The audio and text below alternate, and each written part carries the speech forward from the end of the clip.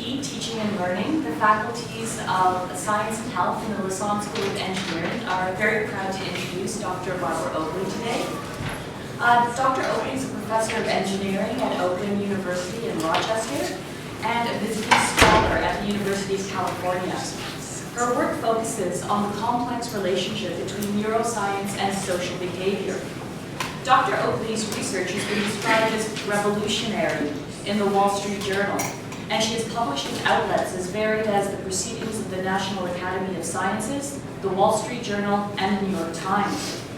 She has won numerous teaching awards, including the American Society of Engineering Education's Chester F. Carlson Award for Technical Innovation and in Engineering Education. Dr. Oakley also co-teaches Coursera, UC San Diego's Learning How to Learn, which is actually one of the world's most popular massive open online courses. Her book, A Mind for Numbers, How to Excel at Math and Science, Even If You Flunked Algebra, was published in 2014 and has been a New York Times bestseller. Dr. Oakley is currently working on her next book, Mind Shift, Breakthrough Obstacles to Learning and Discovering Your Hidden Potential, that will be out in the spring. Without further ado, ladies and gentlemen, please welcome Dr. Barbara Oakley.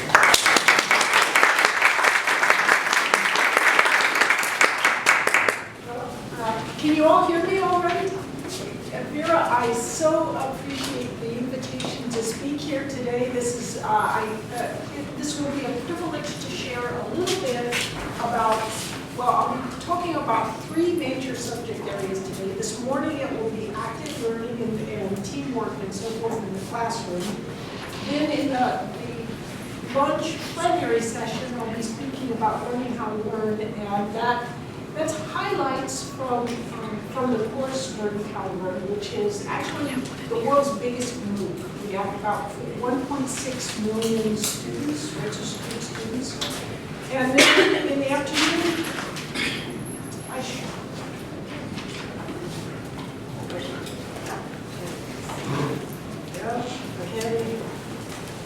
and then in the afternoon, we'll be talking a little bit about the secret sauce behind the making of the online course. So to begin with, we're going to talk about teamwork and active learning in the classroom, of course. And what I'd like you to do to begin with, of course, is form tasks of 4 or 5. So find some folks around you. It can be 3, 4, 5, whatever, whoever's clustered close to you. And what I'd like you to discuss is, well, once you've get your teams together and introduce yourselves, and then where you're from and so forth. And what I'd also like to ask is work out who will go earliest.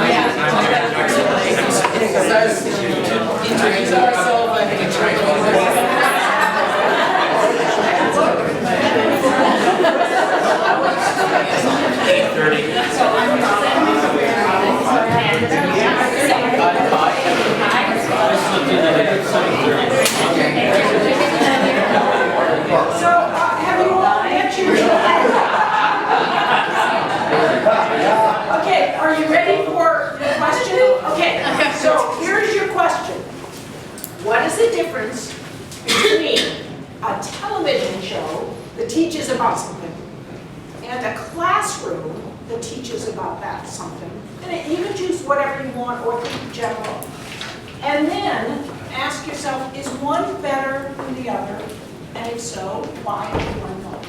So you've got about 3-4 minutes here to discuss this, and then I'd like to get your insights. So on your mark, set, go!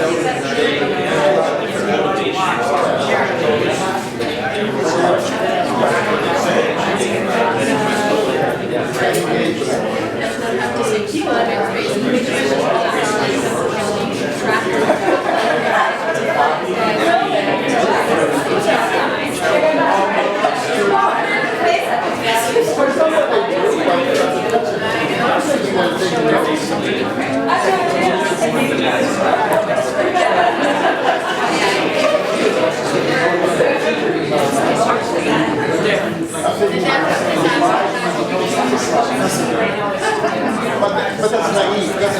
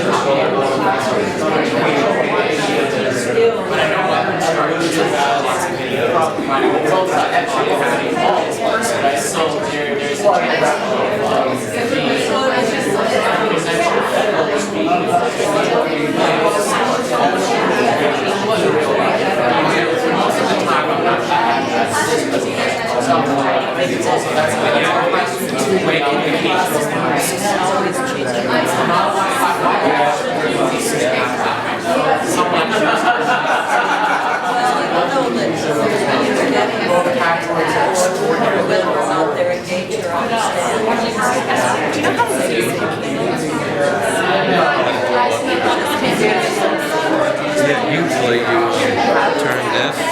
Oh, usually there's a ring, a zoom ring, or you pull in and out.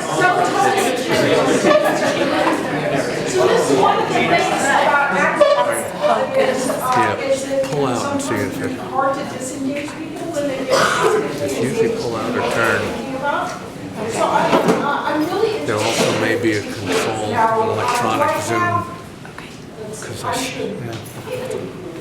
Because I'm modeling what we'll be doing as instructors. So I understand that we've got some insights into the answers to some of these questions.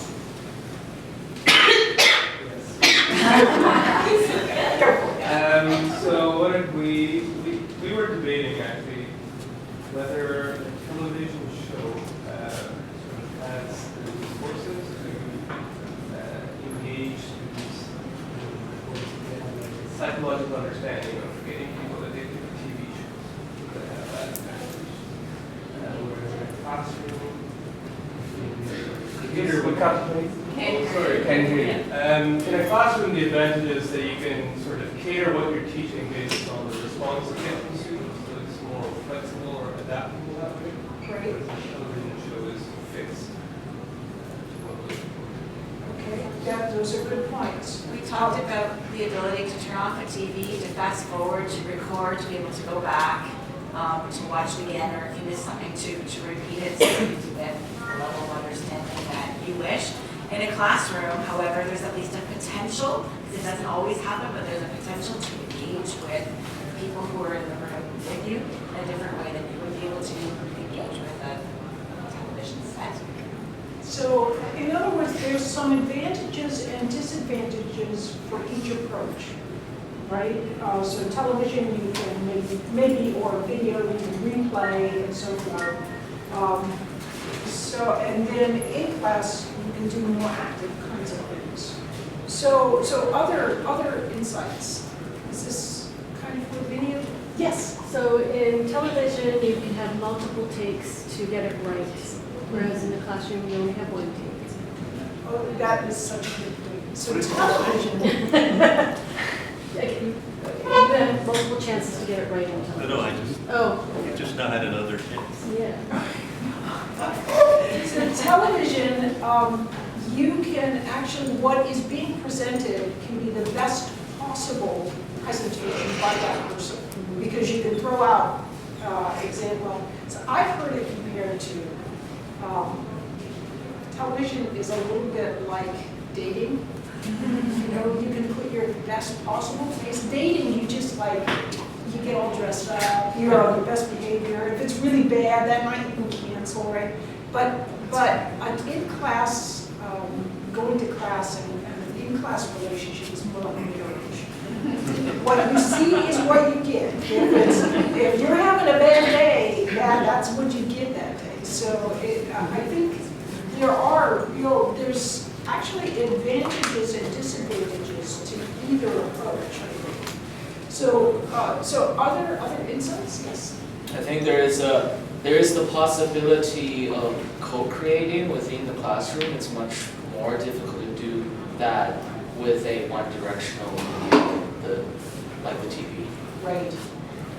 So, well, the kinds of things we're hearing here are basically that in class, there is a possibility that if you get away from the standard lecture model, where you're just being more like a television, there's actually a possibility that you can do things that you can't do with television, and that can enhance what's going on in the lecture. And that's really what we're going to be talking about today, is that enhancement. And what we're going to cover then is active learning and collaborative approaches to teaching and learning. So by active, I mean, it's not necessarily you reaching out and talking to other people. You are actively engaging with the material, solving the problem yourself instead of listening to the lecturer walk you through the problem solving or something those ones. By collaborative, I mean reaching out and doing some kind of work, either with a team, a formal team, or a less formal team, or just another person. We're going to talk about how to do active learning, informal teamwork in the classroom, and also how to do more formal team sort of activities inside and outside class. And lastly, I'll talk a little bit about how to integrate these kinds of activities into the newer flipped class format. So hopefully this is in line with what your expectations are. And the thing is, in the world of engineering, these approaches to active learning have sort of a long history. And they arose initially from, there was a study in 1985 by Berlin Hastings. And it's a classic study if you really know about the history of education, of science education. This study was called the Initial Knowledge Data of College Physics Students, and he had something like 6,000 students, I mean a lot of students. And what they did for this, it was, they had this sort of physics test, and if you're not in engineering or physics, don't worry, because you will not be tested on this, so just relax and kind of forget it. This was a concept study, so the idea was to see if students really got the basic concepts of physics. So for example, you had if you had a tube laying horizontally, so it was this way on a surface, and you had a ball going out. When that ball would emerge from the tube, what would the ball do? Would it follow this kind of path, or would it continue to curve around and so forth? And of course, it's just going to lead in the last direction that it's propelled. But if people don't master or internalize some of the main concepts of physics, they won't get the right answer. So the purpose of developing this test was to see whether people actually learn something in an introductory physics course. So the results of this. So you had a whole series of questions. Did they learn these fundamental physics concepts? And the findings were, no, they didn't learn anything, much at all. In fact, there was only a 13, and it depends on, they carefully defined what they meant by improvement in the class. But with their careful definition, there was a 13% improvement. It was like a tiny little nudge upwards in the students' abilities to understand and use physics. And here's the real kicker. It didn't matter how good a teacher you were. The best teachers had just as awful responses as the worst teachers. So this caused an upheaval in the world of physics education, because it really meant that the classes didn't teach much, and it didn't matter how good a teacher you were. So there was about a decade where there was a lot of thinking going on. And so some new approaches were tried. And in 1998, a fellow named Richard Haig published a very large study of students and to see whether any particular method did improve students' abilities to master physics. And what he found was there was a technique that really made a big difference, and it was to use active learning, active teaching and active learning methods in the classroom. And I'm going to, instead of discussing his particular results, I'm going to cut to the chase of a very recent study in the Proceedings of the National Academy of Sciences of the USA. And basically, their findings were that it is so obvious that active learning methods in the classroom are supremely important and valuable in allowing students to learn effectively, that it amounts to educational malpractice if you do not use these techniques in your classroom. Here, for example, now, you know that old story where you're sitting there and the professor says, look to your left, look to your right. At the end of this year, one of those people will be gone. So basically what that means is about a third of students will back out and of the program, of traditionally taught STEM programs. And so, but if you start using active learning techniques, that dropout rate is reduced to 21%, which is still too high in my book, but it's way better than 33%. So, and this was a major meta-analysis. So use of active learning in the classroom is a really important thing. And why? You may wonder, why is it important? And I had to just bring up this very unusual award winner. Her name was Judith Rich Harris. And she won the George Miller Award for Top Psychological Scholarly Book for a study that she had published. That is a major award, and guess what? So the George Miller Award, George Miller had actually been the guy who picked Judith Rich Harris out of Harvard, so she never got a PhD. And so it was really just such a ironic winning of the award. And she wrote up, so these findings were also eventually written up in her bestselling book called The Nurture Assumption. And this book, we often think that as parents, we are the chief influences on our children, right? Either through our paternal and maternal kindness and goodness and all these kinds of things, or through perhaps partly through the genes that we pass along to them. Well, what her study showed was there was another completely different assumption or a different reality to what is influencing children. And that is peer groups. So, for example, for me, okay, I grew up part of the time in Texas. And I noticed that when I get really super nervous, I start speaking with a Texan accent. And in fact, children of immigrants what accent do they grow up with? They don't grow up with their parents' accent. They grow up with the accent of the children around them. Peer groups, in fact, this was her whole point, is peer groups matter way more than you might ever think. And this is part of why it's so important that students will, they may not hear it from you, but they will hear it and understand it better when another student is explaining. I will tell you about one of my most problematic students. So this guy was flunking the class. I mean, just terrible.